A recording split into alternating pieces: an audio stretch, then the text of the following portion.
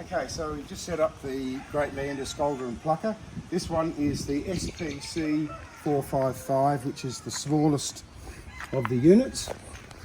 And we've got it set up outside on a concrete slab underneath our patio, or in front of our shed. And you'll see that there's an outlet here where the water from the plucker comes out with the feathers. And we put a bucket under there, but we've got it on the ground so that any excess water can just run outside and not get onto the slab floor.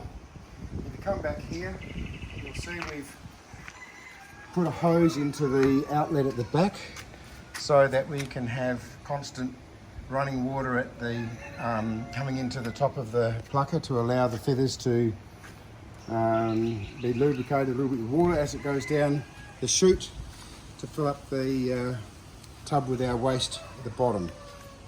Now on this side here we haven't plumbed in this, but you can see the water is at temperature. We've got a temperature setter here, and we've got it's a bit high at the moment. It should actually be on 75, 70, it should be 70, so that's where it should be, so that's a little bit hotter than what it needs to be. You'll see there's a heat light which lets you know when the heat's on.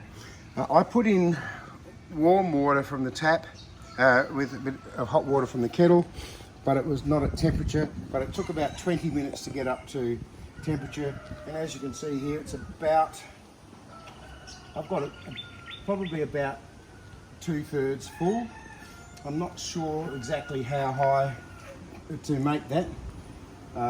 So it's obviously deep enough for the bird to get immersed in, which is probably all it needs, but there is room for it to be filled up further, but obviously when you put your bird in, it's going to displace some of that water, so you don't want it too full. So I'll just close that lid to keep that temperature, and you'll see that there is a little bit of water around the outside, and that's probably as a result of water coming in from the hose. So I've set it up with a safety box here, so if in the case that there's water around electricity, there's a problem, that automatically is safety protected.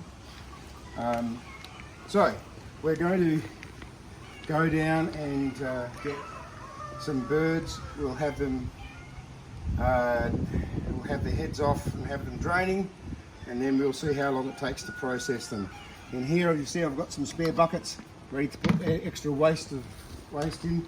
In the back I've got a prep table where we'll just put the skin, the gutted and cleaned birds here.